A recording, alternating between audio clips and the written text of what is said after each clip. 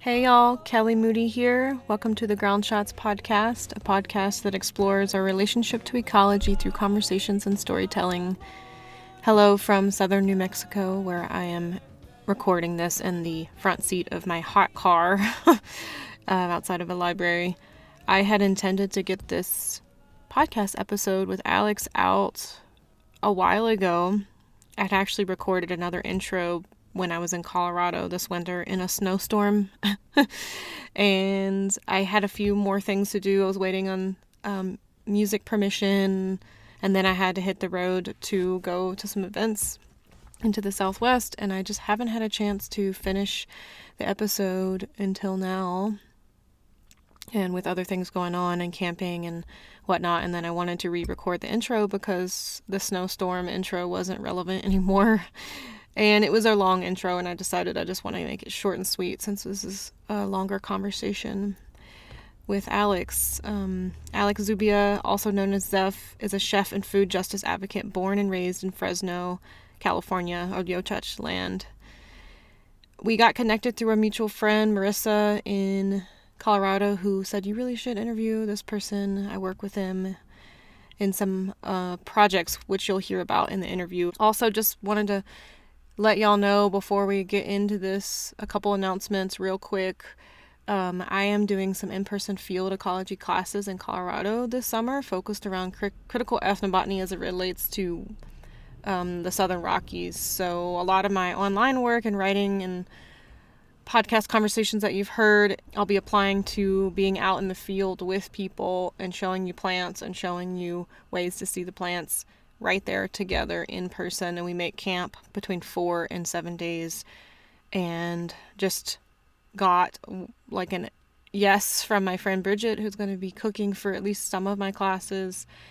And she's a really wonderful friend of mine who's awesome and really fun, and a great cook out in the backcountry who's going to be cooking 3 meals a day for us while we do some really cool exploring and learning together. And if you want to learn more about that, I'll have a link in my bio. I'll have a link in my show notes for how you can find out more. I talked about it a little bit in the last solo episode, and I will be doing another episode soon that elaborates a bit more on it, these in-person programs. But I just want to shout that out because now's the time to sign up.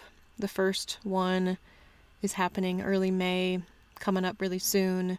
We'll be focused on the riparian areas, riparian ecologies in the Rockies, and all the sort of plants that grow there in that zone, and the ecological issues and stories to be thinking about around that zone. And we'll be getting into some fun stuff in that too. And that will be a 4-day session, and a lot of the other ones will be 7 days. You're welcome to email me too if you have any questions, kelly@ofsedansalt.com. Also, I'm doing one more round of Terra Talks, this study group online. That's 3 sessions long at 2 to 2.5 hours each.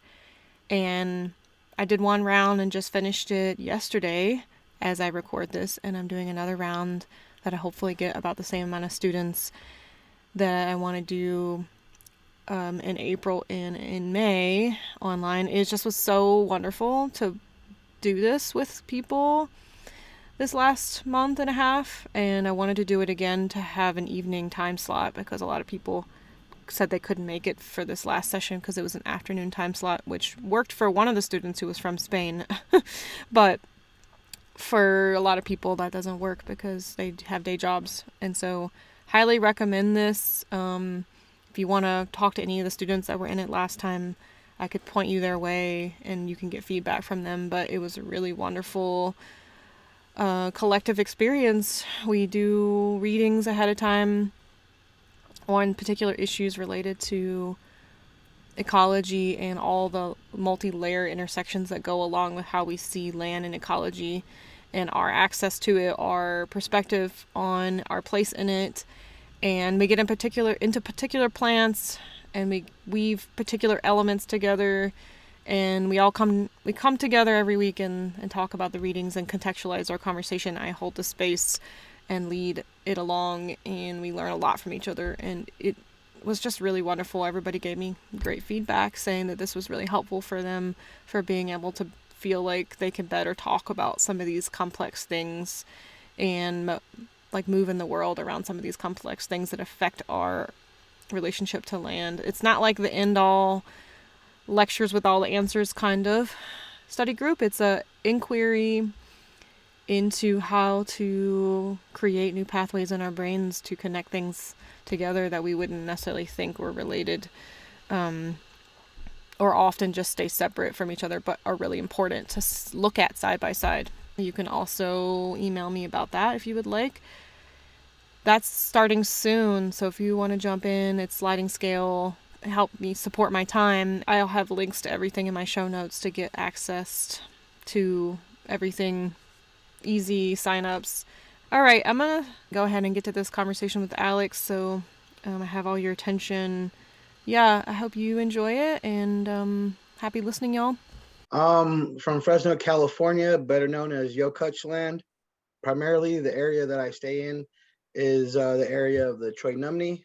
The people who listen to the podcast are from like all over the place. Can you paint a picture a little bit for folks in that place too, where you live and are from? Just a little bit of what the place is like, because I know that whole huge valley has such a complex history, but the current way it's being used is really intense. So the last 100 years, we've been primarily big ag. So we've had different cultures come and go, but the agribusiness culture hasn't. It's been the same in the last 100 years.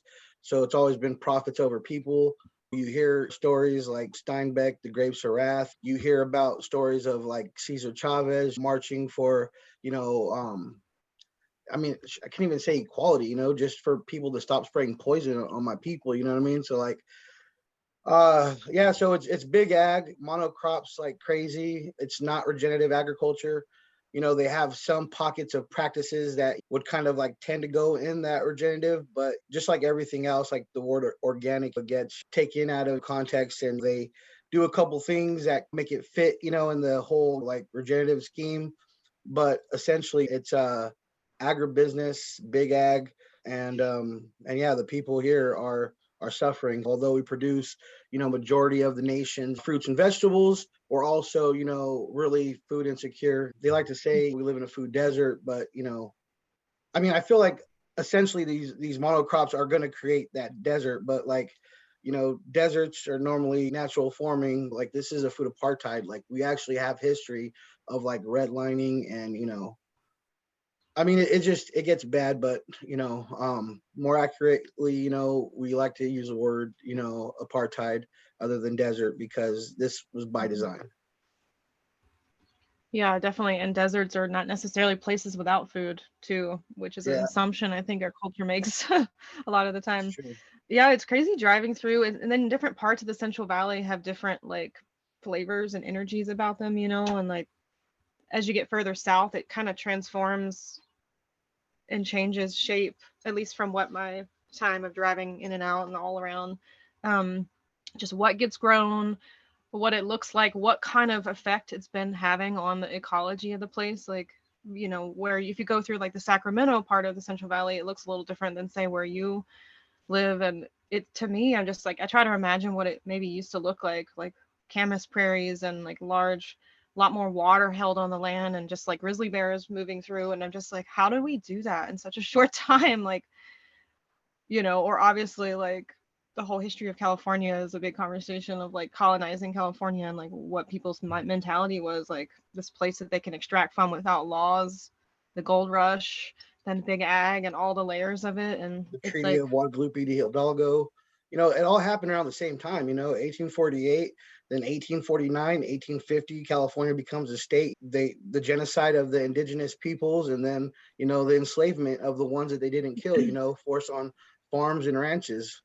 And there's such a diversity of people, indigenous peoples in California too, that I think a lot of people outside of California don't realize like how many different language groups and subcultures and cultural spaces there were and still are, and like how that's also reflected of the diversity of the place and the landscapes. And from one mountain range to another, or one part of the valley to another, there could be a whole other group of people and their relationship and language with that place. And I mean, there's still so much of that, in that place. It's just California is also the place where so much money and extraction happens. I feel like compared to a lot of other places in the so-called US, it's pretty extreme. Yeah. No, definitely. You see it every day, whether you're going down the coast or you're hanging out in the valley, it's everywhere. It's crazy to me, like, that it's considered a food desert in that area. Like you said, even though so much of the food for the bigger economy of the US is grown there and all across the Central Valley. Can you talk a little bit more about that? Like, why that is the case? And, I might understand that to a degree, but there's aspects of it I don't understand. But then the people who listen to the podcast, again, might never have been to California, have context for that. So how does that happen? Yeah, Not well, food desert, right? Food apartheid. Yeah.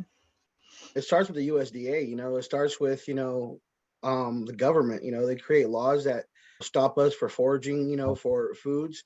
We're starting to realize food is medicine. Our ways back then, like we had such a like understanding and a relationship with our food and with nature and with everything else. And since colonization has happened, we have lost, I guess, that relationship.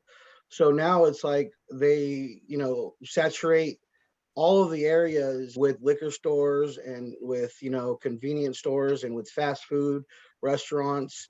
I mean, even our Mexican restaurants, like those are like Americanized Mexican restaurants, like we didn't eat rice and flour tortillas and cheddar cheese. Yet when you think about Mexican food, that's what you think. And it's like we're so much more diverse in that, like all of our foods were in a sense, taken away. That's basically, the story, it's like they made it illegal, they made us eat what they wanted us to eat, the chicken, the cow, the pig.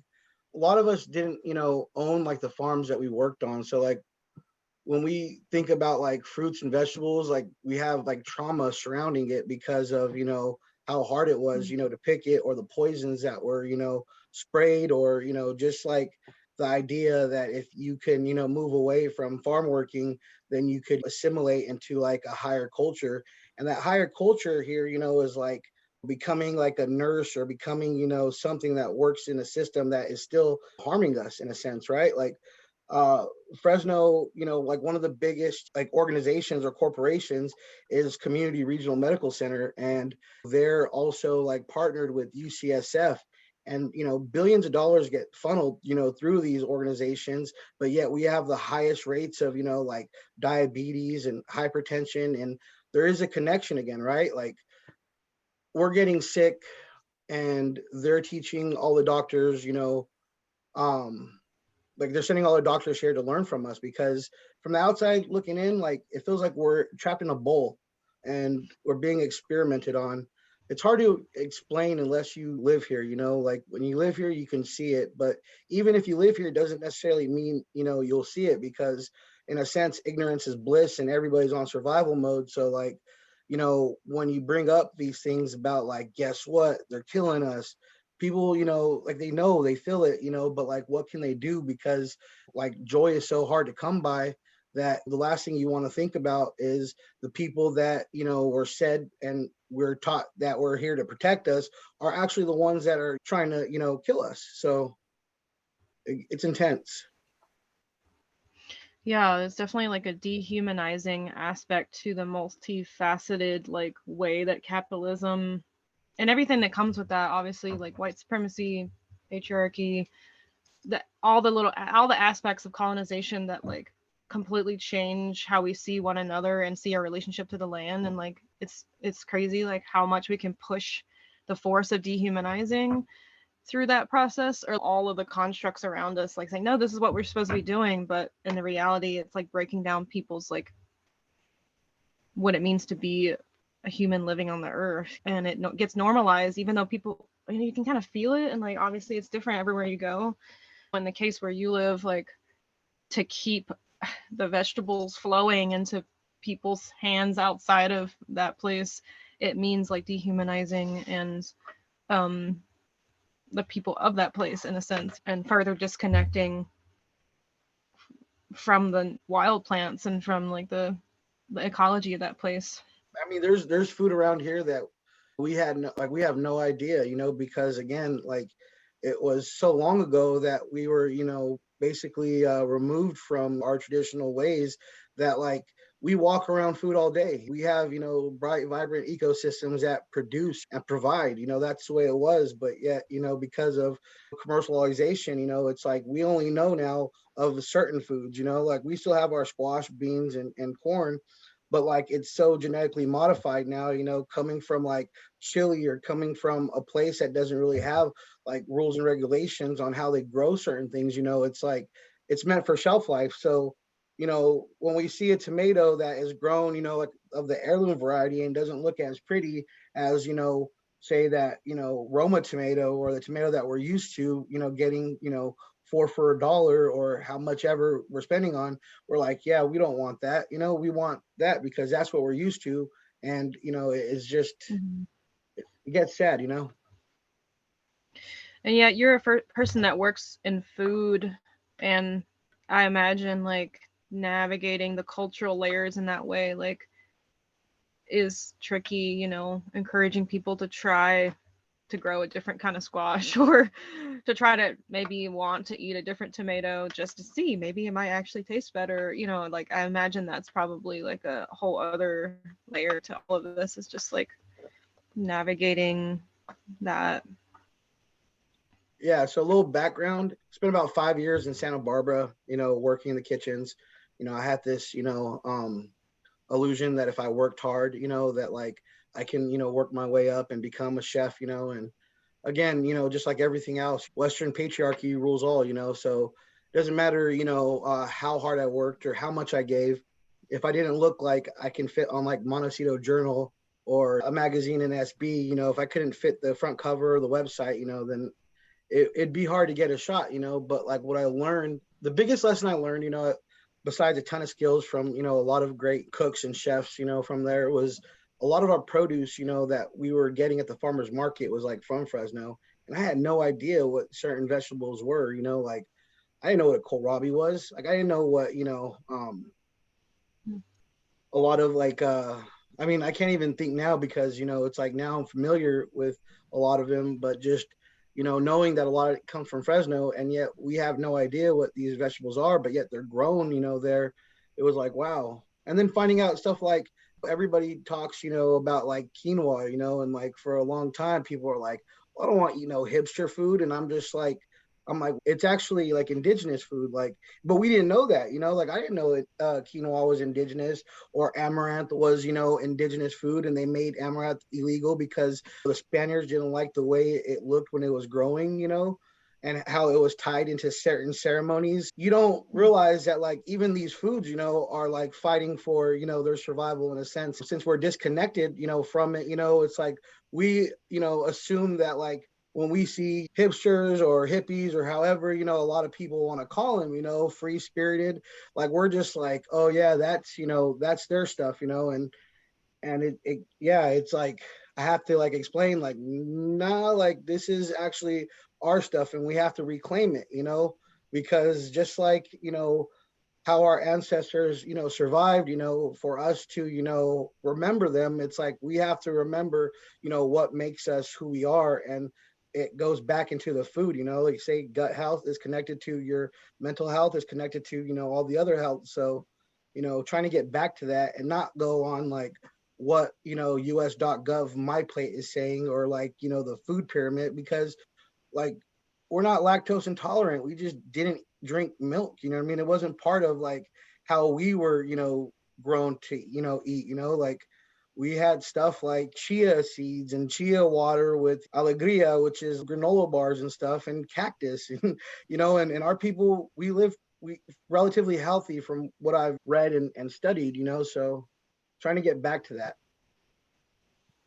Yeah, the food pyramid seems like a strange homogenizing force of like all people's foods should look the same. I mean, even the pictures they use in the food pyramid, like how many the carbs is just like loaves of bread and like, and that you're supposed to have the most of that, and it's just like everybody's genetics are different and their cultures are different. The landscape reflects different diets, and we co-evolve with land, right, over time. And yeah, it's crazy to me that it's not, that it is seen as a standard for every single human body when it really isn't correct a lot of the time.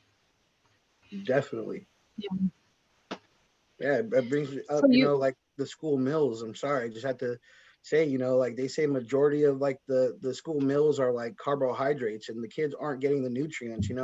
So if all they have to eat all day, 2 times a day is food that carries no significant nutrients, and they're not eating it. So imagine it's like all day in school, it's like you're hungry because you're not eating the food that the government's providing for you. You go home and like you've been hungry all day. How can you sustain, and become, and I hate the word productive, but like, how can you be whole when you're not feeding the part that needs to connect you, to give you energy and give you everything that you need to like think clearly? And oh yeah, I mean, it's, and it's usually the lowest quality food too they serve in schools. I mean, I know in some places it really depends on where you are. They'll have like gardens at the schools.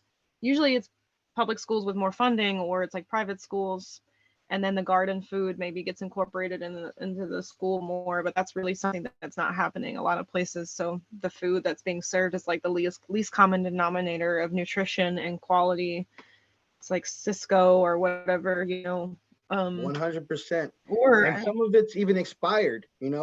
Like we did studies, or listening sessions with, certain groups like Familias Empoderadas, and like all the mothers, were talking about, and showing how the food that their kids were getting were even expired food. And yet, they document it, as kids eating, they throw it all away and be like, well, the kid gave it to the kid, so they have to be eating it. If the kid throws it away, that's up to them. But yeah, like we're just numbers to them.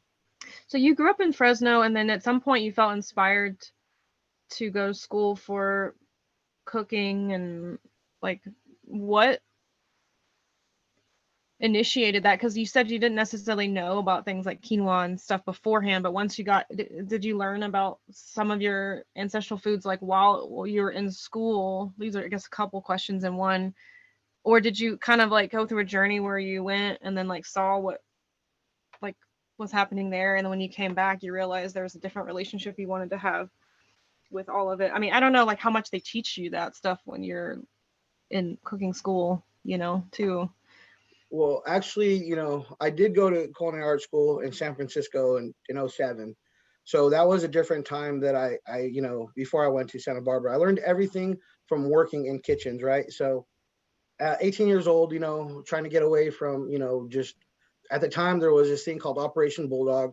Everybody was getting arrested. The cops were just targeting, everybody left and right, whether you're affiliated, associated, or, full-fledged member, things were happening. So like what I was seeing was they were rounding people up, and, as soon as they get locked up, that's graduation day. Now you go into, county jail, and you're pledging, you're basically pledging, your allegiance to, the gang. And for me, it's like I always had like I always wanted more, right? Because like I used to go to school and watch TV, so like I would be like, man, like I want a family like, this. I want, to have. I had all these illusions of grandeur, like they told me that I can be whatever I wanted to be. They told me, all these things in school. My reality is I didn't come from doctors. I didn't come from lawyers. I didn't come from teachers. We came from workers, farm workers. We came from trauma, from abuse, a broken system. So when I was 18, I was trying to run away because I'm like, I don't want, this. I don't want to be incarcerated. So it's like almost like fighting for my life. It led me to San Francisco. And although I didn't learn much, in school because, it's like let's think about it. It's a private school, Le Cordon Bleu. They try to go through like certain mods. They teach you one thing, like you'll wrap sushi, one week, and the next week um, you're in Peru making lomo salteado. So like they're giving you an introduction to different foods, but you really don't learn anything, and it's more of an experience. But my experience was that of me coming from poverty, trying to enter a city like San Francisco at 18 years old with no money. So I had to work, I had to go to school at the same time, and I couldn't sustain it. I came back, but I had a different mindset because it was different, from where I'm from. Like San Francisco is a place that has gangs and it has, all that also. But the gangs are different from the gangs in Fresno because in Fresno, there's a lot less to do. It's a lot slower. Over there, they're trying to make money. Over here, it's like you're just standing outside waiting for the next lick or waiting for the next, something to happen, and we learn from what they showed us, so like that violence, is all we have been taught. So after that, like I came back, of course I was feeling defeated, I had flipped everybody off and I was saying, see you guys later. I'm, off to like new things, and then I come back and I'm feeling, like defeated. Something interesting happened. Somebody offered me a job to work, at Fresno Community Regional Medical Center in the emergency room. 2008, they opened up a brand new ER, which was 100 yards. It was, I think, the second biggest ER in the state, level one trauma center. So we've seen, from like, I would say, San Francisco or a little bit below San Francisco to, Bakersfield. That was the area that we covered. So anything that was, gunshots, people like tourists falling out of Yosemite or whatever, we would see that.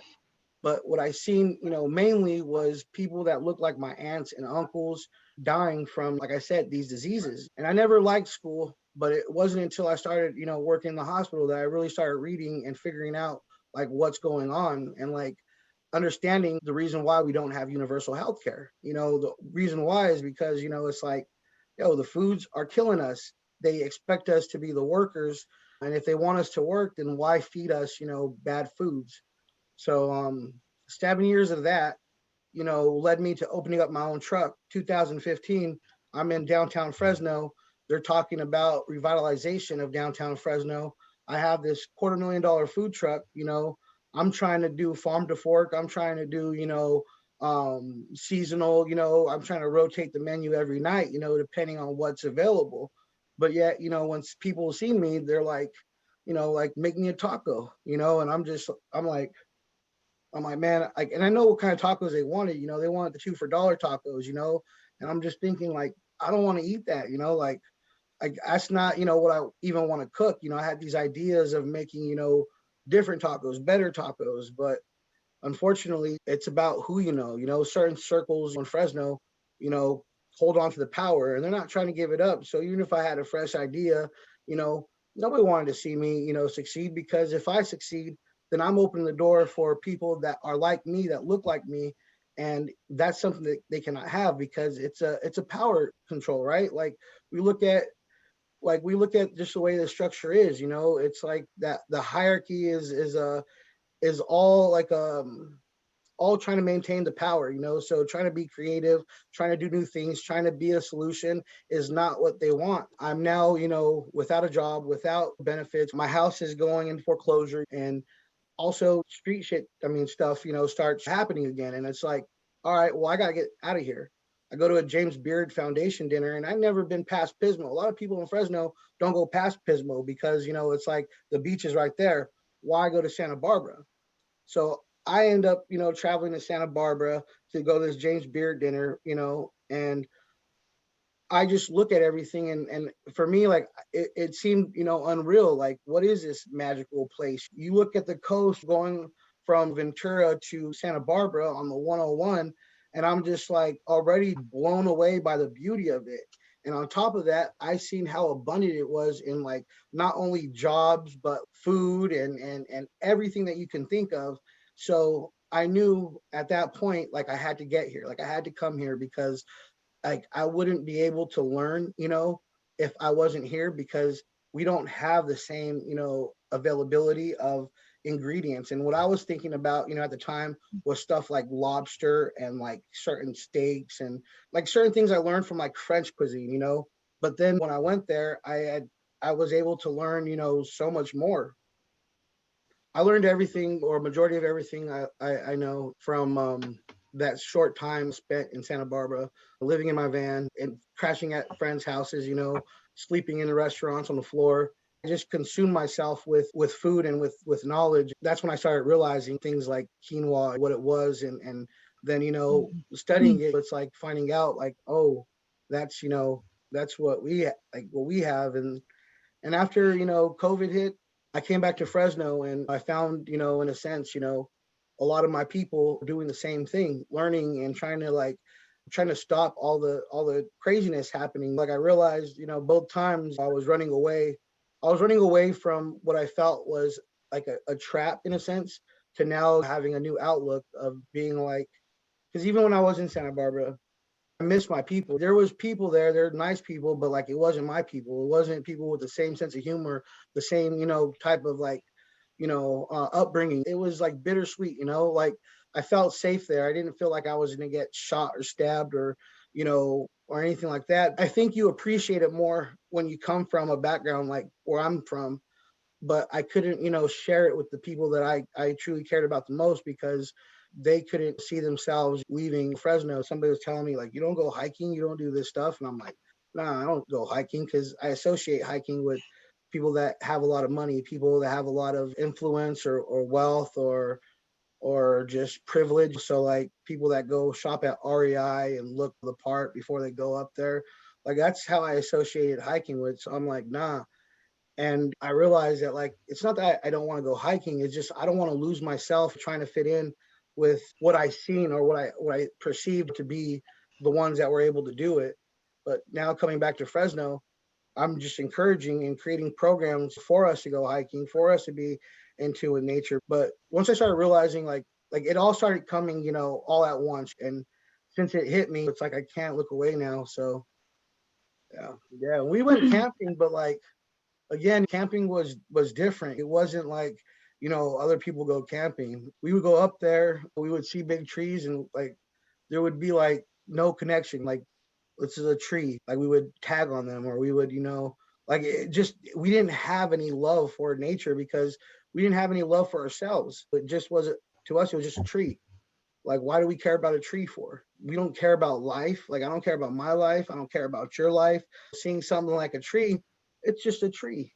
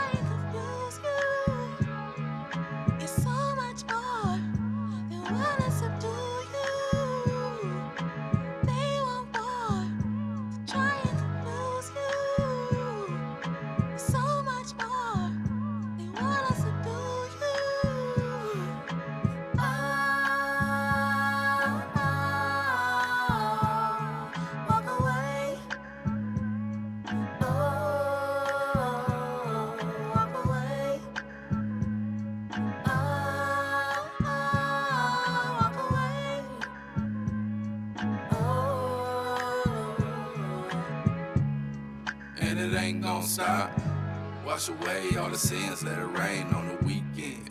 And it ain't gon' stop. Wash away all the sins, let it rain on the weekend. And it ain't gon' stop. Wash away all the sins, let it rain on the weekend. And it ain't gon' stop. And it ain't gon' stop. Wanna shut me up? I got something to say. Promises broken, ain't sure what you claim. Call me a goon, now straight to my face.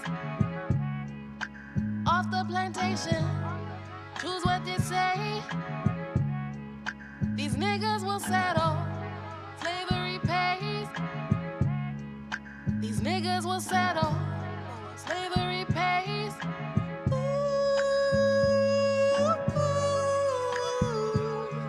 Walk away.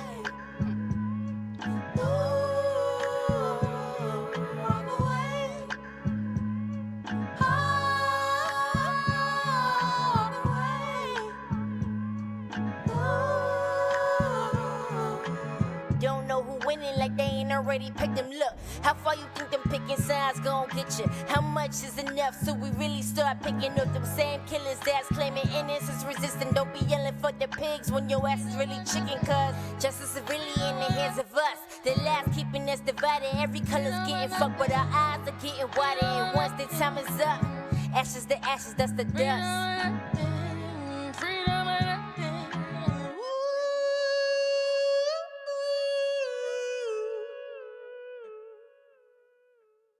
Taking the conversation a couple steps back is like, what was your role at the hospital? And why do you feel like that, like as a liaison at the hospital? And, you know, I guess you probably got to meet a lot of different kinds of people and hear their stories from all different walks of life. That was one question that came up for me because it seems like that was a pretty profound like piece to all this.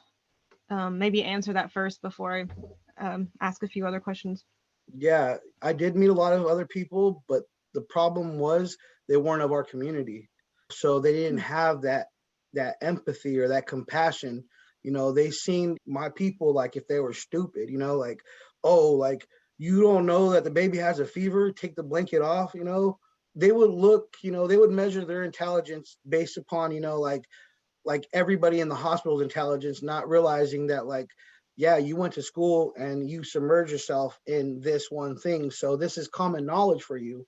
But for somebody that is a farm worker, this isn't common knowledge. You know what I mean? Like this is something that like doesn't come as easy. So, you know, we would have people that would get shot, you know, and like our security guards were from, you know, the military. So they had the military mindset, you know what I mean?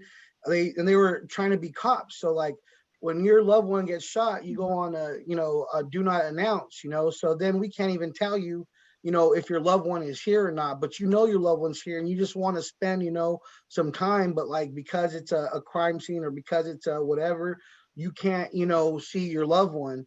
Cops would, you know, walk in, you know, nonchalant, you know, with a dead person on a gurney. And this is before people start capturing, you know, videos of police shootings and stuff, you know, and they would walk in there with a dead patient handcuffed to a gurney, like if it was just like, okay, well, you know, this is, you know, and then they would be chopping it up with the nurses, trying to like get the nurse's number or something. And I'm like sitting here as a patient liaison watching 5150s because, you know, that also is a huge part of like the hospital. There's a lot of 5150s, which is a danger to yourself, danger to others, or gravely disabled. A lot of people are in survival mode. So there's a lot of crisis, you know, modes that happen in that. They basically needed travel nurses so they can, you know, make it like I don't know, like a system, like a factory, you know, like it was a death factory, you know, like it's like almost like somebody getting PTSD from like war and stuff. That's kind of like what I got, you know, from working in level 1 trauma center. Now it wasn't all bad because there was a lot of good people there, you know, there was a lot of people that we formed, you know, certain types of, you know, bonds, you know, but they carry those same, you know, like scars, you know, that I carry, some of them, you know, and yeah, and some of them are still in it, you know, and I don't think of myself, you know, any better or any worse, you know, because I left it, because I know, again, this is survival mode, right? And they want to provide for their kids. So they want, you know, their kids to have a life better than they did. And they feel that the best way to do it is by assimilating into the system. And, you know, that job right there provides a lot of, you know, security. So, you know, I get it, but yeah, the travel nurses, you know, is what I remember a lot of, you know, and people that didn't live in the hood, basically taking care of people from the hood, and the lack of empathy and compassion, you know, would kill me. I guess, yeah, there's a lot of hierarchy in those spaces, and yeah, like you said too about power, and but also it's just the straight up like racism and classism, you know, assumptions and all of that. And so I mean, I think that's a great role to play, but it's also like it seems like a big heavy one to hold, you know, a burden to hold, that space in between, advocating for people and still seeing the stuff happen anyways. Yeah, I seen my uncle die there, my brother get shot, you know, and sent there, you know, just horrific things, you know, and knowing, you know, hurt people, you know, and trying to get to like the whole like stem of things, right? Like what causes this, and how do we fix it? And I realized, the reason why I left, I realized is like, this is just a Band-Aid, right? Like we're just putting Band-Aids on people because we're not fixing anything. The emergency room, like, and even before COVID, was over capacity, like we were having, seeing 400 and some, patients a day, and again, it's hard to have that empathy, when again, you're working in a system that really doesn't care about the people either. The nurses knew that they didn't care about them. They knew that they were numbers. They knew, that like it was a job, and that's how it was treated. It gets bad, but that's part of the reason why the journey is, food sovereignty. The journey is food is medicine, food heals, food kills. These are the things that we have to, learn. And even when we talk about like mental health issues, again, we had so much 5150s. We had so many people that were on 1499s, and these are like legal terms that these are like holds that you're placed on by either a doctor or a police officer. It's like a lot of this could have been solved from like love and good food, honestly. Sometimes it's so simple, like community. People talk about community all the time in different spaces. Oh, community is so important. Community, but really is what it actually looks like. I mean, of course, this idea of being an individual, having to make all this money to live in the world, where it's the individualized like myth, really. 100. Each for themselves, right? Each of us has got to make it for ourselves. But yet, without collaboration, without community, without the togetherness, there is something missing, and a lot of people fall into depression because in our genetics, no matter where we come from, we know that we're supposed to be doing something different, like in groups to get, like obviously within the group we are our own people, but I think that food is a way that people gather in community, like tending land is a way people gather in community, like and we're forced to be like not doing that a lot of the time, like to make money or to get by or to hustle or whatever we got to do. And it's like so much reinforces that. And yeah, the mental health layer, and obviously if you don't eat good food, then it affects your brain too. And or having gathering around food that is your ancestral food or food that is good to eat, feels good to eat. Like there's so many multi-layers to that. Yeah, like how much could be solved even from like changing incremental things around community and food, 100%. And like now working in a nonprofit, it's like a couple things I have to be aware about, is like one, the nonprofit industrial complex, a lot of poverty pimps. And, it's hard to like, if I don't believe in it, how can I tell somebody, you know what I mean, to do it? You know what I mean? Like I never went to therapy, but during a time, like recently my father, committed suicide about like a year ago. And that had me like re-question everything. And then also the relationship, that I was in with my, current girlfriend, just like I was taught one way, and realizing that like everything that I was taught was a lie, from, like give all your thoughts and all your worries to like God, you know what I mean? He'll provide, like, and that was cool at one point, like that was something that like I was just like, all right, like heaven's gonna be better, you know what I mean? So I gotta suffer right now because heaven's, I can't wait to go to heaven because this shit sucks. I mean, this sucks, like this isn't, this is not where I want to be, so like trying to like realize or starting to realize that like everything that I was taught was a lie, but then trying to move, in the right direction. Everybody's talking about therapy and therapists, and then I go through the system to go get that therapy. And like it brings up that whole idea of like, that individualism, and hyper individualism. Like if there's something wrong with me, like what, going to the therapist, like I gotta fix myself, I can't, like I get angry because of this, or I feel hurt because of this, or I have trust issues because of this. And never once, does a therapist, say like, hey, you know what? Like there's nothing wrong with you. Society's been messed up. This capitalism has been messed up. All this has been messed up. And what you need is community, you know what I mean? And like, but realizing that, it's like we're starting to create it now though, because again, it's like I cannot tell somebody, I'm not saying that therapy doesn't work, because it helped me. Like it taught me, certain things, but I don't need a therapist to teach me how to ground myself. I don't need a therapist to teach me how to breathe. I don't need a therapist, you know what I mean, to like be mindful. This could come in the form of so many teachers. This could come in the form of just like listening to what your body is saying to you. And yeah, so like now it's just like community, like to heal this, generational, trauma. We need a gathering, for generational healing. Like we need community to heal community. Like it's not going to happen without it. Like we need spaces where we're able to become, vulnerable and actually like say like, you know what, you're not the only person dealing with this, and guess what, this was by design. So it's like when I'm in these, meetings and they're talking about the future farmers, it's like they're trying to lead with that like, oh well, there's money to be made, this is a business too. But when you're on the streets and you're looking like, all right, well, do I sell drugs to make this money? Do I pimp to make this money? Or do I farm to make this money? You know what I mean? And nobody's going to be like, I want to farm. But if you look at it from a different way of like, no, like we're, not farming, we're not creating crops, for profit. But if we give back to the land, then we start healing ourselves, because it's not about, making profit. It's about making connections and reconnecting, with the earth.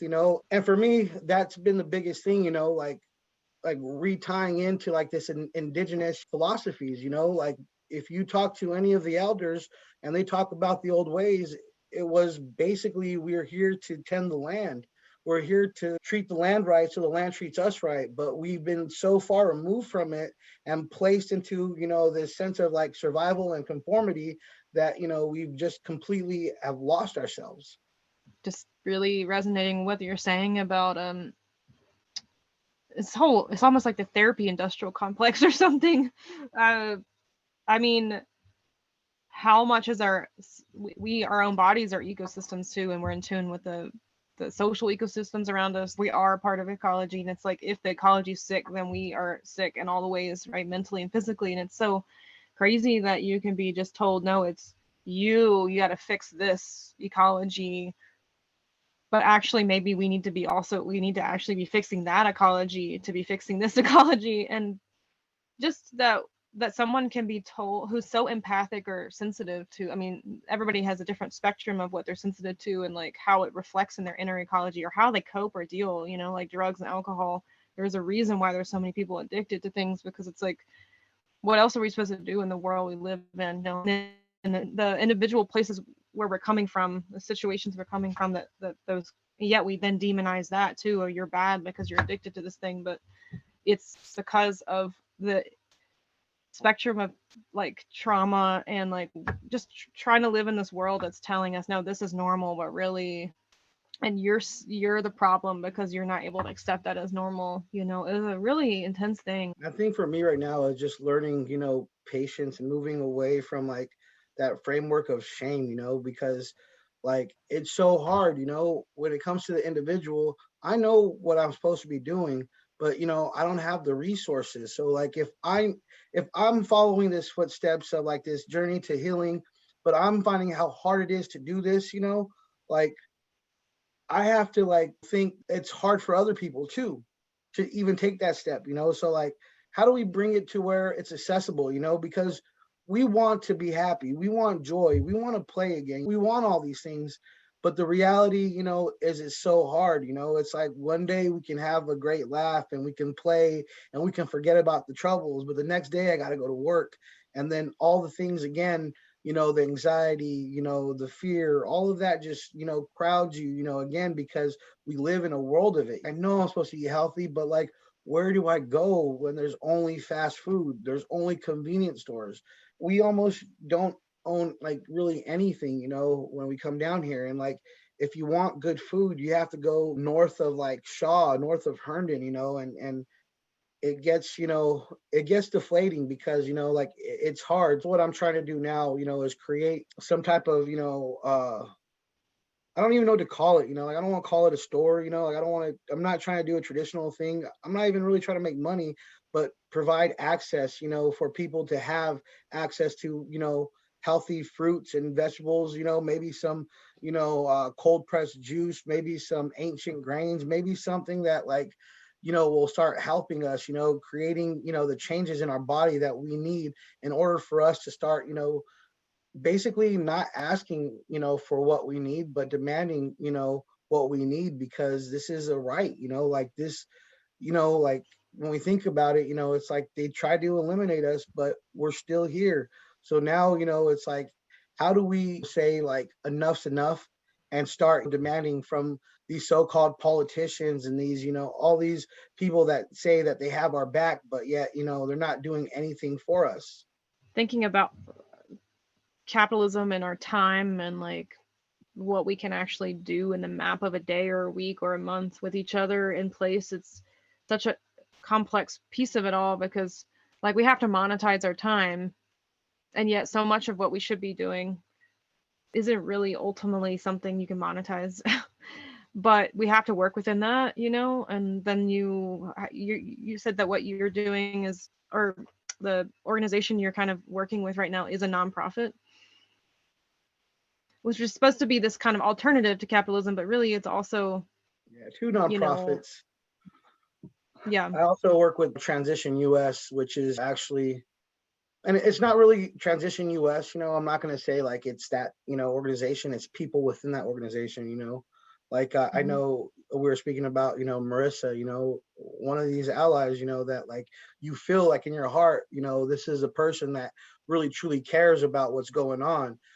Jess Alvarez Parfrey, like the same, it's like when I started working, for Transition, like I had the whole idea from looking at the website, they had that whole, white savior, complex, and, realizing that that's what it was, but knowing that there was somebody like Jess, that was, real with me from day one, told me, the truth, and really not investing into like these organizations, but investing into people. The same with Barrios, like I, was investing in, the director that was there at the time, like she was somebody that, I mean, again, I'm now realizing, like, I really don't know, right? Patriarchy, matriarchy, matrilineal, petulant, like, I don't understand. I really, I'm just trying to, find a peace, or like a place in this world. But what I do realize is there's so many, intelligent, women that are, making changes, and they're doing stuff right now. So like for me, it's like, how do I attach myself to that and treat, like my upbringing, the energy that, in a sense, that gang mentality to everything that I do, because it wasn't all negative, from like that gang aspect of it. There was a lot of like ideas or like philosophies about like camaraderie and respect and love and all these things and that you buy into when you're young, and then you see the manipulation, but you realize that that's a product of again, like everything else, the Western patriarchy, capitalism, and imperialism, all these things. So like, how do I take that energy and say, what, Jess, like I believe in you, or you, Ash, I believe in you. How can I use my energy, to, like basically help create that world we're trying to create, because I see it within them. I see it within, going back to ceremony and having, the elder speak on, ceremonies having to do with, childbirth and like connecting women to the land, like Mother Nature, and trying to like, again, like find my place in it, trying to like channel all this angst and anger into basically like repurpose it into radical love. That's kind of like, yeah, working for nonprofits, but it's never been like me working for nonprofits, because I knew about the nonprofit industrial complex before I jumped in. It was always me, finding the right people, because unfortunately, like you said, it was meant to like, abolish and, do all these things, but really, they're basically, lap dogs, a lot of them, for like politicians. Or people who have a lot of money to get a tax write-off somewhere. They're like, I'm a philanthropist, I'm doing good. Yeah, feel good about all the wealth and extraction it took to get that wealth. I have a friend up in Eastern Washington. She's Okanagan, and her name is Morgan Muma. And we've been trying to get a podcast interview for a bit, but but hopefully in the next couple months, because she's super busy and I've been busy, and you know how it goes. But she's been talking to me recently about just like how weird it is to basically get funding. She runs like, or she runs a nonprofit up there, I think. I'm pretty sure it's a nonprofit. She's getting grants to do cultural revitalization work with food and skills stuff up there. And just how strange it is to like have to get grant money in order to dedicate all of her time to do this work, because we live in a capitalist world. We need, otherwise base resources someone would need to be able to dedicate that time to doing that, they would have to do somewhere else. And so she's just like, but this is just what I'm having to do, and I'm going with it. And it is weird, but okay, the kids are now learning about the berries that they can be eating. They're learning about like, the indigenous names for the plants. They're learning it, and then we're like getting funding to take the time and space to do the group projects together to create culture and community around these things. And yeah, it's weird, like, but I'm going with it, and that's just sometimes the way it has to go to like navigate living in this world, and hopefully to deconstruct it eventually, right? Like using using Babylon to destroy Babylon or something. I don't know. No, Yeah. definitely. We had this conversation. I have this conversation, and for me, it's like I have to practice humility and jump off that high horse. You know what I mean? Because for me, it's like I don't want any part of like being in these places, and I'm gonna tell them how it is. But like, unfortunately, like you said, like that's not the reality. So like we have people, that are strong enough to be able to go into these systems, and it's like a fight, like you have to fight for this money to place it in, the right hands, to give, the community a chance so we can actually create, programs that allows, a lot of youth that would not necessarily have the opportunity to go hiking or to learn about traditional ecological knowledge, that opportunity. I struggle with that because I'm always on that, like, all I know is fight, so like I'm trying to like step away from that fight, mentality and just trying to be like, just focus on creating. But that's not my strong point. And I definitely, cherish the people that, can do that and haven't lost sight of what the true resistance is, in a sense, because, it, for me, it's hard, like I get mad just sometimes, seeing, like for us, it's like we have an organization and like we have 3 board members, and our board members, you know what I mean? Like they're not even part of the community, you know what I mean? So it's like, but they make all the decisions.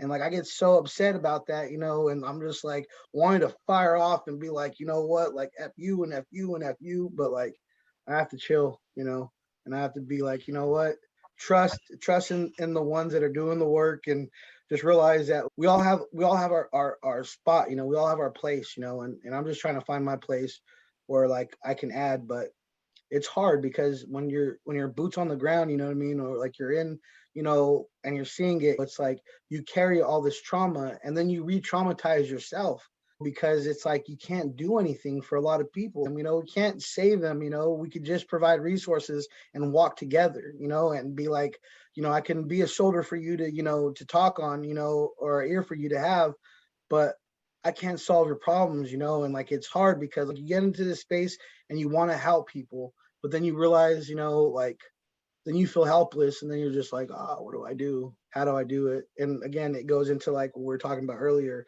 drugs and alcohol, people that are sensitive. Like I'm extremely sensitive, you know what I mean? And because of that, it's like that's why, like I tend to like, relapse and go back to like smoking or drinking, because that has been, my crutch for so long. But I'm now trying to step into that space of honoring my sobriety and reclaiming it, because that's a part of a power that I've been given up so freely, because, it's like it's easier to basically, pacify yourself with a substance, than it is to actually feel all the things that you need to feel in order for you to, move on, like we're not taught to grieve, you know what I mean? Like men, in a sense, we're not taught to like, cry or grieve, we're supposed to hold it in.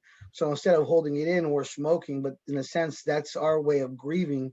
But I want to grieve in a way that's healthy, and yeah, so there's so much layers to it, but much respect to everybody that, is, fighting, behind enemy lines, because again, it's not a skill that I have at the moment. Mm-hmm. Oh man, how to channel grief for the world that we're in.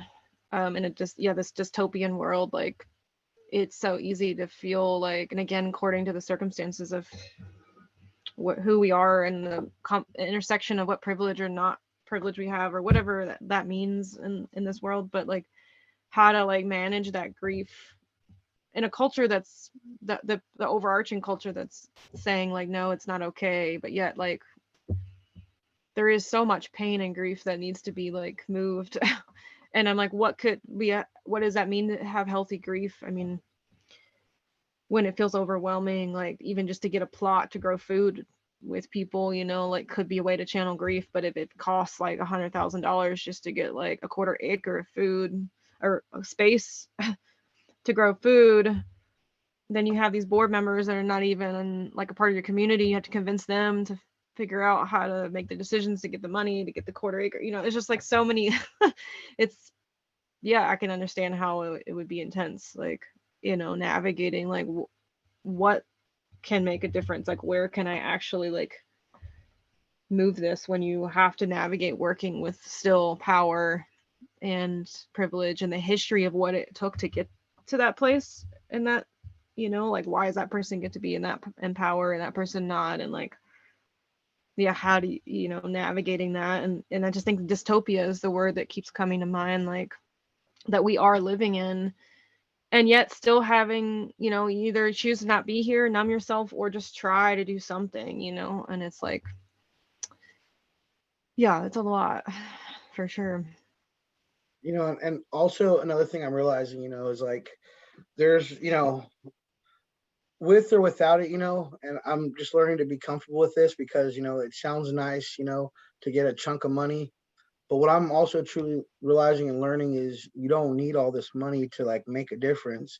You really don't need all this to like, you know, grow food, you know. I mean, like we've been, you know, given so much in this world, and there's so much space if we were to just kind of slow things down, you know, in a sense, and just like realize like, you know, we have amazing people that might not even be a part of any organization, that just do it because they love it, because it makes them feel good. And if we can grab all these people and like just come together, we realize that like we all have something to bring. I might not have the seeds or the soil, you know, or the water, but like what I have is maybe the sweat equity, or what I have is maybe, you know, the tools to harvest, you know, or whatever, you know. But we all carry something, we all have something and hold something. It doesn't take money. It really, that's the misconception, I think. And I'm trying to kind of go more towards that, you know, route, because I went to like Santa Barbara, like my idea was I'm gonna become a millionaire, if not billionaire. And when I become that billionaire, I'm gonna, you know, help all the people that were suffering, you know. And then I realized, well, I don't have to become a millionaire or billionaire to help people, you know. Like I can, you know, do that right now because I know how to cook. I know how to cook for a lot of people. So like, you know, I can, you know, help you out for like a catering, or, you know, for like a funeral or a fundraiser, or, you know, whatever. And that's my skill that I can give back. And, you know, and we all have pieces, you know, we have to think back, you know, not like, you know, tribalism, like, you know, where it's just like you're different from me, but like, you know, we have to think of, you know, ourselves of, you know, being in a tribe, you know, like what do we have to offer? If we combine our resources, you know, then we would see how rich we truly are. We have everything that we need, you know. But you know, again, it's hard in this environment, right? Because social media and everything, you know, provides that like we all got to be like that one, and we don't celebrate our differences enough. You were saying that when you moved back to Fresno this last time, a lot more people were starting to be interested in food sovereignty work compared to in the past. Is that true, what you said earlier? I would say maybe they always have been. I just wasn't connected to it yet because my idea, I was still kind of like under that, I don't know, the capitalistic spell. Like I'm gonna become rich by working hard. Coming back, like when I started seeking out programs and these things, I found a lot of really cool people also working, you know, in the nonprofit industry. You know what I mean? That's a huge thing, because that's the only way that we've known so far how to fund ourselves in bringing this type of radical change that we're trying to create. But coming back to Fresno, yeah, like I did see there are a lot of people that are trying to make changes. I'm proud because we have a lot of good people here. Any specific things you can think of you would like to share that you think are really cool or is happening there that wasn't when you were, say, growing up? I think first and foremost, we have a lot of people, like myself included, that are stewards of this change. Before, I was so afraid to be who I really was. To be kind is to be weak, but you realize, to be kind and to be, compassionate is the sign of a warrior. To be able to have that restraint, to be able to choose, to walk away instead of, become violent, is a strength, but what I encourage a lot of our youth, you don't have to like hear it from me or find somebody that's been incarcerated. Like there's a lot of people that love what they do, just put them around passionate, people, because, we're all playing this facade of this character, who we want people to see us as. And we're not as open, because, it's not a safe place, in Fresno. For me, it's like, I want to bring my youth to certain people that are doing amazing work, I mean, it's hard because back then I would be like, oh, these guys are nerds, you know what I mean? Or these guys are squares, or these guys are, but now I'm just like, no, these people are amazing. I'm starting to love myself, and in, return, I'm starting to like see that love from other people, and like, I'm starting to love them because, they are who they are and they're not trying to be anybody else. And like, and again, like, to be yourself in an environment like this is so hard. So now I'm just like pushing him towards, places like Yeovil Community Gardens. The group there, again, amazing, amazing, amazing people that they go around, do guerrilla gardening. They go around picking up scrap wood and using it. And like they plant trees and they do all this amazing stuff. And I'm just like, if I was younger and they would have showed me that, I would have, attached myself to that, because I don't feel at any point I was incapable of doing that.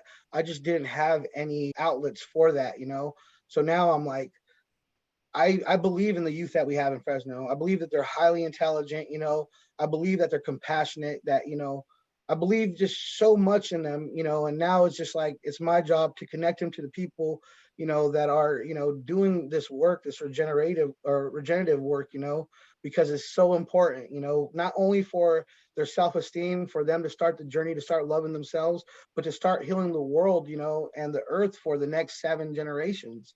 I might not see the world and like all the things I envision, but it's okay because, I know I'm just planting a seed, and hopefully my offspring and my seeds water those seeds and continue for, like I said, the 7th generation to harvest and to be able to be at peace and to be able to like just to do what they want and not have to do what they have to, because it puts so much strain on you, giving up your dreams and, like not being able to be creative or not, being able to like, just do what you want, what you love.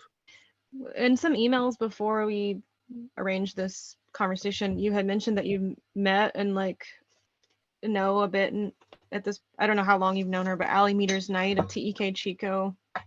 I had her on the podcast a couple years ago talking about that, and this whole idea of land tending and wild tending, and it's a pretty big multifaceted subject because it can look different in different places, or different people have different ideas about how it should be. A lot of people who are non-native feel like it's a way to make right what's been done wrong to do land tending. I mean, I know that in my case, I feel like I don't know what else to do with myself but tend land, but there's so much cultural, there's so many cultural layers woven into that too. I mean, what Allie's doing, she's Machupa Maidu. I guess she's working in mainly Chico proper, but I found it really cool, like this idea of creating indigenous led land tending organized like structure to then be, I mean, she's trying to figure out a way to make it so that then they can get hired to do the work that the Forest Service is just hiring random corporations to do. And it's not keeping in mind what actually was been traditionally done to that place and what is actually the best thing to do, based on how those plants have evolved with the human tending practices that have been happening there. Anyways, the reason why I'm asking about this, because yeah, people have been listening to the podcast. A lot of people have listened to that episode, and I think it's a cool model. I mean, what she's doing, she's going out and tending these parks and like public spaces in Chico in the city, both for the cultural health of her people and like getting people like motivated. And there's plenty of allies and volunteers from all different walks of life that come volunteer and help her. And it's for the cultural revitalization, but it's also because the land needs it, right? And I mean, obviously, this, I think it's cool when it can happen in any space, urban, rural, so-called wilderness, wherever. And I think it's super cool, like seeing that. And I know like that model can be taken to different places. It's going to look different in, say, a place like where you live, because it's a different ecology to some degree, not fully, but it's different part of the Central Valley, different conditions, different things to deal with. But I guess I'm just curious, like what that something like that could look like in Fresno, you know, indigenous led like land tending in that place, you know. Yeah, this is great. I just want to first say, I mean, I love Allie. Like, I met her, on Zoom, I'd say months back, and everything that she's done, I mean, she's a real deal. Like she says, March, you know what I mean? I'm ready, like whatever, like, yeah, I put all my faith, not all my faith, a lot of my faith, in, people like Ellie, and people like Mel, Figueroa. She also works with Chico TEK, amazing women, and yeah, we've had this conversation, the first thing they told me about was this flood, and this flood, these mega floods, and I went back to, where I'm from, and I'm like trying to shake everybody, like, guess what? There's gonna be a flood, there's gonna be this, there's gonna be that, and like trying to like get everybody prepared in a sense, because like I'm afraid that like the people that, like me, like my family, like we're gonna be, the ones that are gonna be like on the camera when you're seeing, from the helicopter, like all the flood, and we're just chilling on our house with no food because, like everything was taken away from us. We rely so much on the government, on these stores for it. So, and so like a huge part of like what she had told me, it's kind of influenced me in how I move right now. So like how I'm moving right now, is like I just came back from DC from the Rural Coalition, and the USDA was there, and they're working on the 2023 Farm Bill, and NRCS was there, and Chief Crosby, remember that name, Chief Crosby. I ended up speaking on it because the thing is like they're talking about equity, and it's just like you talk about equity, but you're waiting at these colleges and these universities, to find people that are going to work for you when, you have somebody in Allie Metters Knight that's already created the program, has, the knowledge, and like somebody like me, I have people that, need jobs, people that would go to the forest, that do some of this, and it would help not only us, it would help the world, because once you start reconnecting our people back with what our purpose is, like our ancestral purpose, then you start seeing that like, we're not machismo, we're not, violent. That's just what we were taught. Like we're actually, good people that never had a chance, that have been fighting for survival since we went to school, since we started going to school, the cradle to prison pipeline is real, like, a lot of us, we need our elders, and we don't have elders, so like, yeah, what she's doing with bringing, the getting people that were previously incarcerated and teaching them, forestry skills to do the deforestation and to tend the land is important, because then I can connect that with the youth, which the youth, it's hard for them to see right now that like, because when I'm telling him, I'm like, yo, like this is what we do. And I have enough influence, to get a couple of them, but like, I'm trying to get all of them. And how do I do that? By introducing them to people that they can see in themselves, like you did 10 years, guess what? I'm about, to go down that route, but like, I'm asking somebody to save me. And this right there can save them, not only them, but like all of us in a sense, like we can go back to, learning about foods that we can eat, that we can, forage for, so we don't have to rely on these monocrops and these big farms, but yeah, like shout out to, Ali and Chico TK and Mel and, all the volunteers that are out there, doing it. It's not all indigenous, we have people from all walks of life, and I have the same, sentiment, like, I know you were talking about like, that's how you want to give back, and for me, it's like, I welcome that, white allyship, like I welcome it as long as it's not in the form of you trying to sell me back, or trying to make me feel like I should be doing something, or trying to shame in the sense of like, look at what I'm doing and look at what you're doing, because there's a lot of that, in this like work, people are, they feel superior because just like giving back to the land, they're just like, well, this is what I do, but they're doing it in a sense of like, to feel good about themselves and not in a sense of like, like, I don't know. It's hard to get into it because there's so much layers, but I do know that, as far as like, like I see like these Instagram stories and people will send me a story about like, 8, white people moving on a piece of land, and tending that land and growing chickens and all that stuff. And I'm like, that's great. But like, whose land was that on in a sense? You know what I mean? Like, I don't see any acknowledgments of like who the land was before. All I see is like, oh, you guys are doing that because you're so smart, but we don't have access to that, So like, in a sense, it's like, and it might be something that I need to work through. It might be something that I need to heal from, but, you know, as a majority, I do believe, like I said, in like white allyship, because, like there are a lot of, great people. And for me, it's like, I realize, it's not going to have anything to do with color in the end, it's not going to have anything to do with like the past, because the past is that it's behind us. And even when we talk about land back, it's not to give it back to like, indigenous people, because I think it's giving it back to the earth, the people that tend the land are the people that, it should,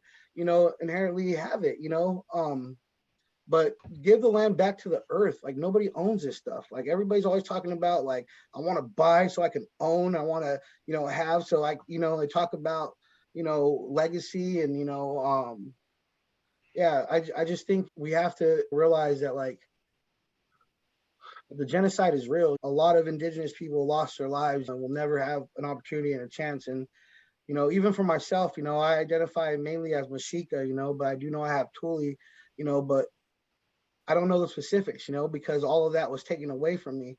But for me, it's like, even though I identified my whole life as either Chicano or Mexican, I'm in it for the Native Americans, the ones that were here. This is like the last thing, like they've almost been completely wiped out, and it's like, when we hear the NRCS talk about like methods and, talk about regenerative agriculture, those all stem from indigenous practices, but yet we're not talking about, the indigenous people anymore. It completely gets washed away with, that like saviorism complex where people are just like, this is what you have to do. But like, I feel like, we got to center it around first, the genocide, and we have to talk about and these uncomfortable things, first, and not talk about like, because I mean, I've seen a lot of people talk about like native elders and stuff,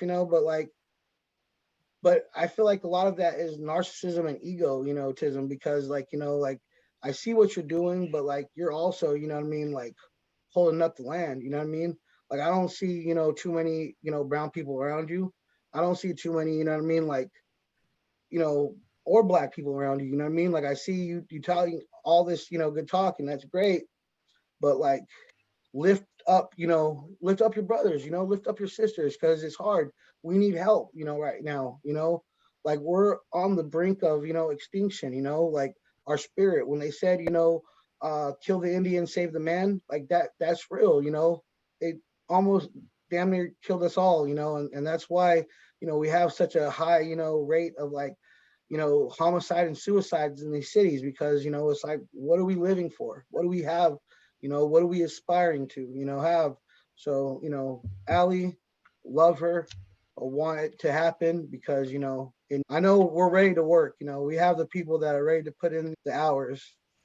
I have so much admiration and respect for everything that she's done and everything that she's doing. I'm just waiting for like I would say just the time and space, for things to start clicking. And I trust, in the universe. I know things will happen. Um, yeah, and for some reason, like we realized, like Fresno was once at one point like a lake and stuff, like it was, underwater. So I think the reason why our, ground has been so fertile is because of, all the moisture that has already been in, how the soil's already been so soft, and then they drained, the river, the lake, and that's why I think for like myself, like when they brought that up, about how Fresno, because it's like a bowl, like that's why I'm just like, oh, we got to get to higher ground, Mhm. and yeah, and I feel like she has a knowledge for sure, and I definitely just want to like, I mean, I know at some point we're gonna have to, do the work ourselves, here in Fresno, but like, knowing somebody that has not only, the traditional ecological knowledge, but it's also backed by science, so it's not just like, hey, this, native speaking, it's like, hey, like you can't turn away from this now. Everything is showing you, modern science, and ancestral science, is kind of like, look, what are you gonna do about it? What do you think about permaculture? You're talking about like this idea of like learning land skills and then selling it back. I think of that world. Like it took me a while before I did a permaculture training because I was like, I don't know, like there's this idea that this was invented by like Bill Mollison or whatever I think is his name, and yet like I did mine actually up at Occidental Arts and Ecology Center, which is a wonderful place, but it's definitely like this Sonoma County intentional community, mostly white people, well-meaning, but they're teaching, tending land tending stuff. They have a lot of like, non-white teachers that they have come teach there and this and that. But we did our project with the Cultural Conservancy. I don't know if you've heard of them, but it's like an intertribal group in California, mainly Northern California, doing just all kinds of things with land. And we did somebody gave them a piece of land, and that was our project, was to just like like permaculture. What would permaculture look here? And I guess I have had a lot of thoughts about like, I think it's cool to get people aware of all these things, but it is definitely like this big money thing. And it's like a lot of the things they're teaching as tenants were very much like indigenous skills and like ways of understanding and managing land, and it's being packaged and resold. And I wouldn't say I have a good or bad fully view of it. I'm just curious what you think of permaculture in that sense, I think the same thing, I think when, you're trying to charge me to learn something, like $150 to like watch your, meeting to teach me about, some like permaculture. Like, I'm like, that's great, but like, it's not gonna, I mean, people don't have 150, you know what I mean? So like, thanks for teaching us, but we need you to teach. We need you to come down here, get your hands dirty, and work with us, break bread with us, that's the way things happen, so it's like the idea that you have a nice place out in Joshua Tree, you know what I mean, and you're doing these nice things, or in Berkeley, or in, these areas, you know what I mean, like that's great, but like if you want to help, help by, just giving us your time, giving us your energy, and being patient, because yeah, these were all things that we've done for so long. Before the settlers came to California, there was an abundance of food, because things lived within, like they lived together, symbiotically, just chilling, you know what I mean, walk around and grab some wild grapes, or just wild stuff that was just, that was just there, and now it's just like everything has come to a point of like, they tie like that, permaculture to like mindfulness, and like, yoga, and like all these things, but we can't afford this right now, so like if you want to create, a better world that, your kids want to live in, well then go to the places that are being, affected the most, a lot of urban and rural, places where there's so-called, food deserts, like those are the places that need, that land tending the most, and do it not to look good or feel good about yourself, but do it because, it needs to happen across, like across the board everywhere like that. But like I don't have, like, yeah, the idea of it, is wonderful. It's like I would love to see it. And honestly, like however it happens, like I'm down for it, even if it's, indigenous people leading it or not leading it, just let it happen, so we can all benefit from it, At the end of the day, like again, I think about, like, does it matter if like we're doing it or like how, like I want to go back to the land, and back to like ceremony to like heal the people, like that's my first and main thing is like, healing what's in here. And that's, that, we've been doing it for so long. So there's a connection to that. So like reconnecting him to that, ancestral aspect of it. I'm just sad a lot because it's like, I want my people to start healing, but in the end, I would rather have, I'd rather give back to Mother Earth, because, she's hurting also, and that's the most important thing, like, although like I would love, for, my people to get acquainted with, our ancestral rights and our ancestral practices. What's more important is the outcome, right? The outcome of like having a better world. But I definitely fear what is our place in it if we're not involved. But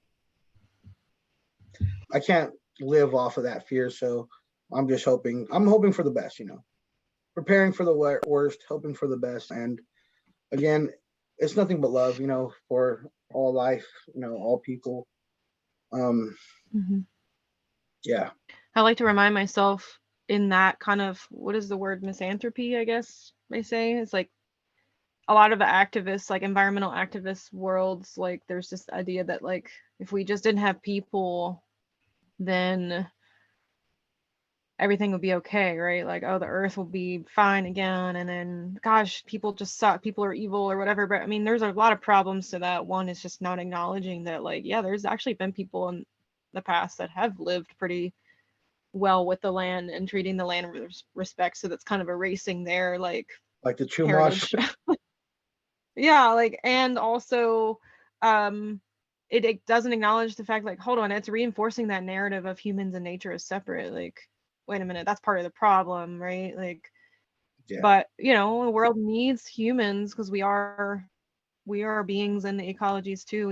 We need you to like be orchestrating things on the land. Like the plants are like, hey, like, remember me? Like, I need you to cut me down a little bit and so I resprout, or I need you to plant more of my seeds. It's like, I think just reminding ourselves that we are supposed to be here because that's what we always did. It's like in our genetics, it's in the plant's genetics to be tended. It's like to be paid attention to by people, right? So it's kind of like, I know it feels overwhelming too, because sometimes this is like, you know what, if we all just weren't here, then maybe the land would be better off. But I think that's true and to one extent, but at the same time, like, we also need to be here.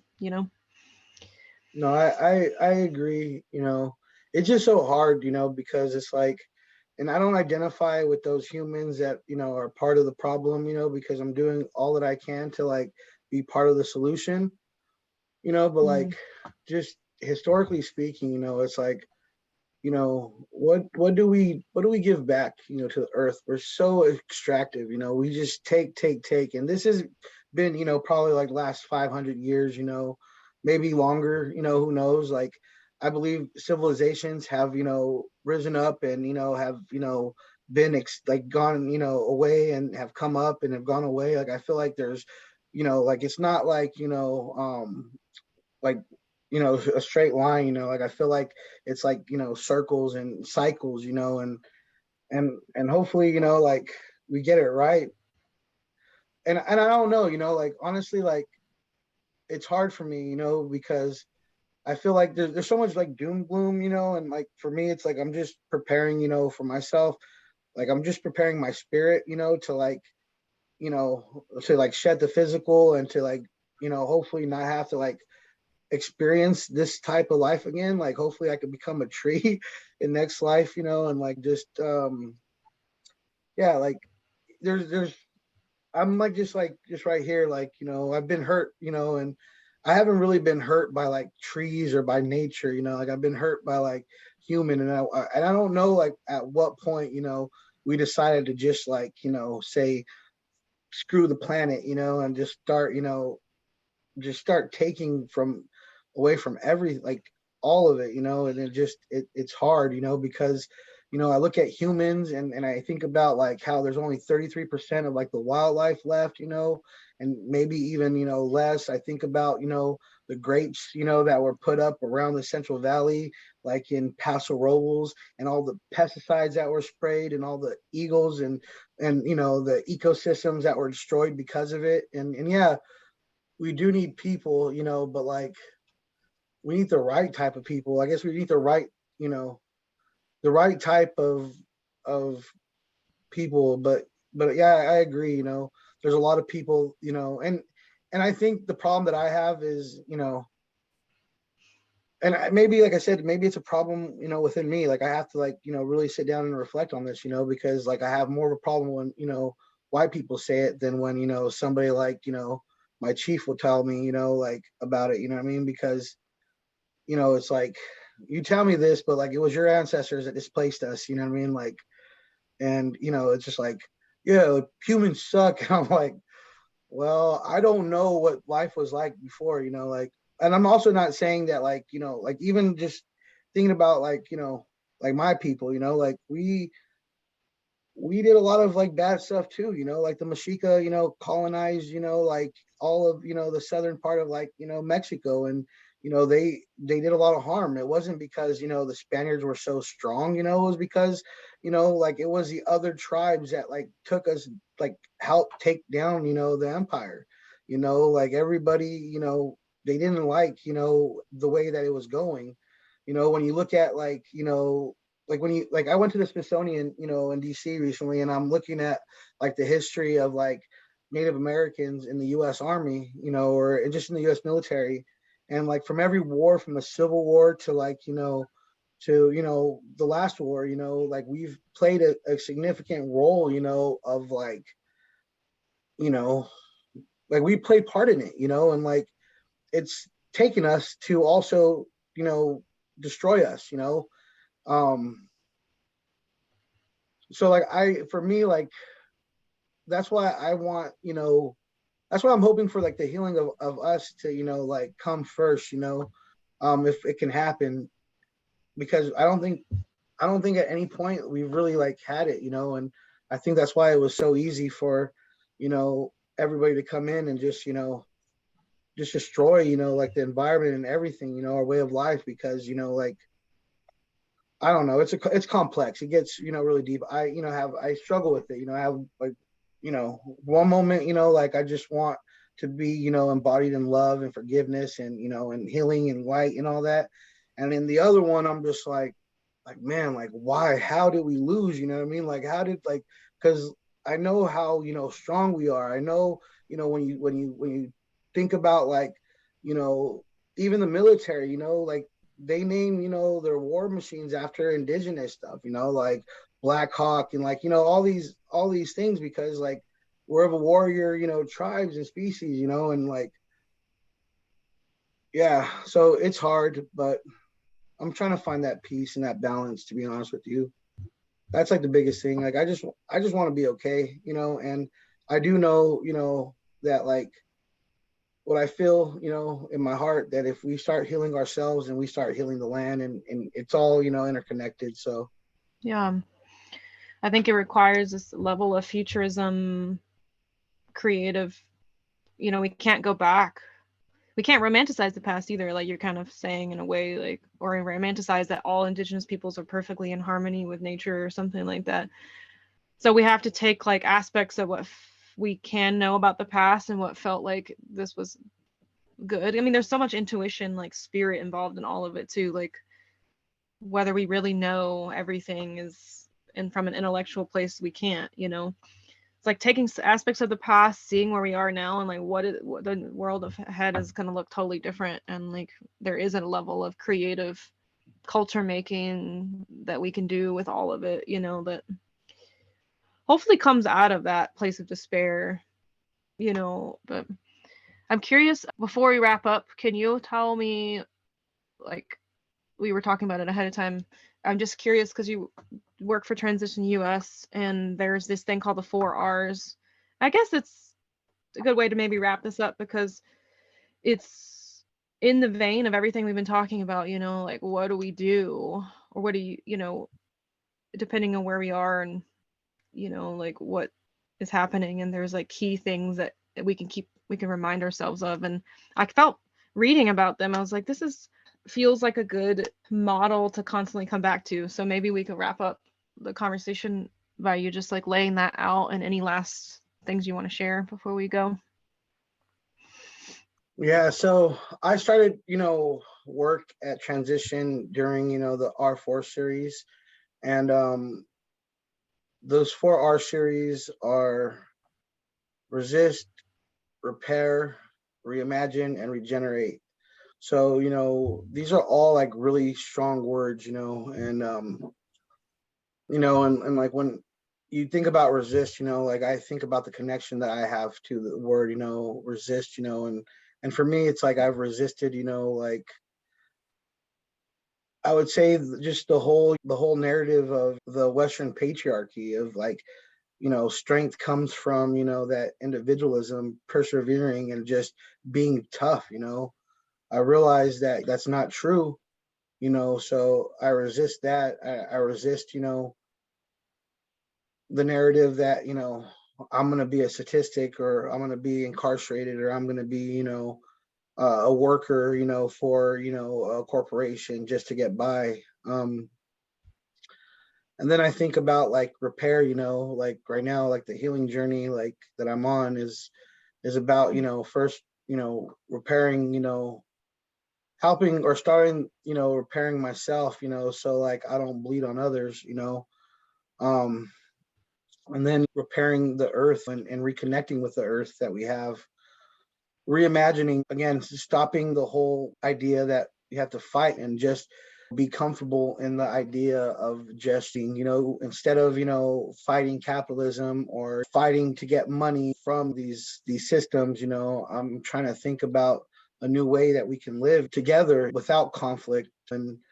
without that individualism, but more of a collective, and celebrating differences, and also just honoring who we are and our ancestors that have given our lives or their lives for us.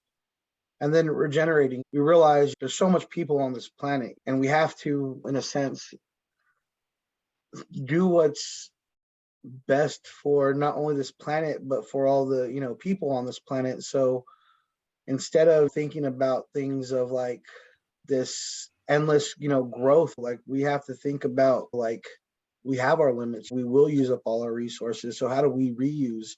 How do we think about like a new type of economy that's, circular, that we can give back, or instead of, tearing down, forests and stuff, for wood, like how do we create more just environmentally friendly materials, like how do we bring, hemp into this conversation? How do we do things that are regenerative and not extractive? I need a transition, in a sense, like I've always had that I'm gonna be for my community, I'm gonna help my community. But just like a lot of community activists and community organizers, it's hard because it's like, what are we leading into? What do I have to offer these youth, or the children, or the grandparents, or the mothers or fathers, everybody? Like, what do I have to give them? And a lot of times, we tend to give him, nice words or wonderful thoughts, like heaven, but there's a reality that Transition US, speaks of, and that is the whole, environmental degradation. Instead of thinking about, this great place, in the future, like, yeah, that's good. You can hold on to those beliefs. Nobody's saying that you're wrong or that's wrong. But like, don't you think it would be nice to try to create that on Earth? You know what I mean? Like, to create, that life, and to change the narrative of like we're inherently bad, so we need, to like do these things in order for us to be good. Like, we can have this now, we can do this now. And it was, transition and so much more. Like, I can't just give it all to like one thing, but so much of like what I've learned at transition was just putting it into, context of like what's going on, and again, the leadership of, Jess. Jess is, been real, like she's done a lot of studying, like she's done, she's, read a lot, and she, connects with a lot of, folks, um, I remember, when she was in Vermont and when she connected, with Mel, up from Chico TEK, and I remember how excited she was, and she called me, and like her and Anna, one of the board members there, was just like, and they're just talking, and they're just like, so excited, and like that right there got me all excited, because I'm just like, what is this, and like in a sense, it's not like, it's like we're learning together, in a sense, and it feels good when you have that type of like environment, because it doesn't feel like, you know, like none of my insecurities, come out, because it feels, like all inclusive in a sense. And we are aware of the histories, and we are, aware of all these things, but like having something like the R4 series,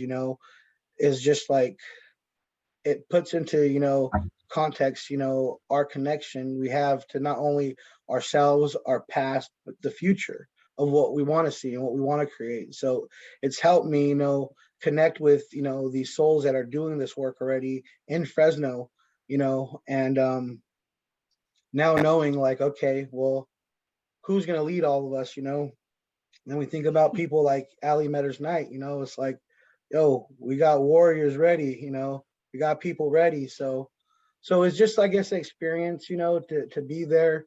And again, I say this a lot, like these organizations are just vehicles, for the movement.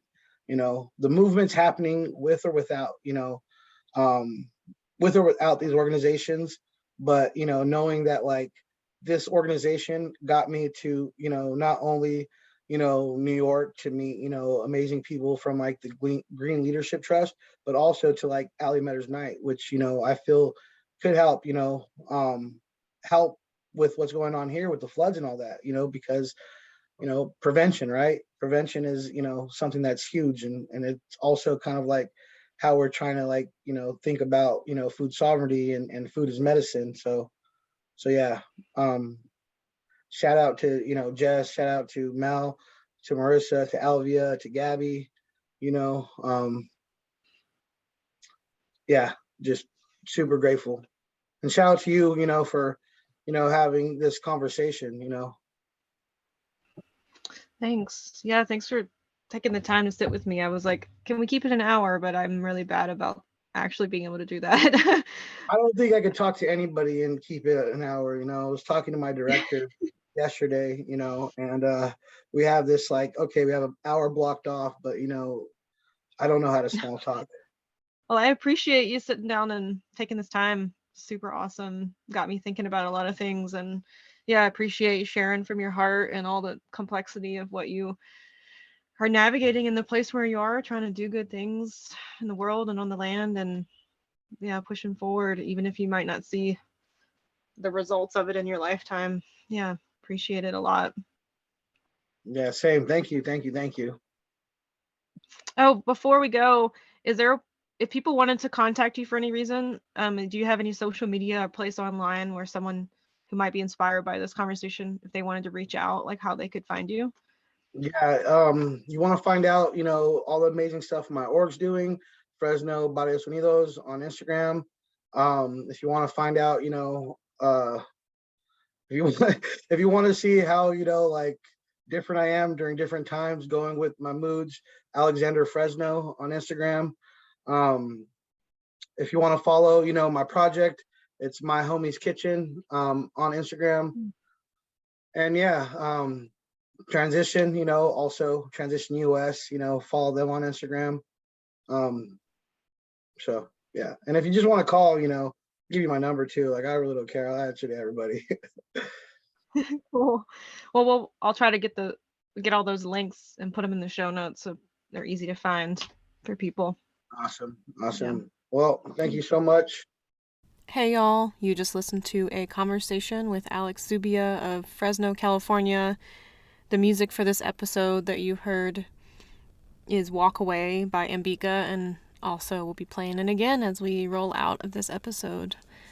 Thanks for listening, and as always, you can find what you need in the show notes to get connected to folks' work or the music you hear in this episode. All right, until next time, y'all.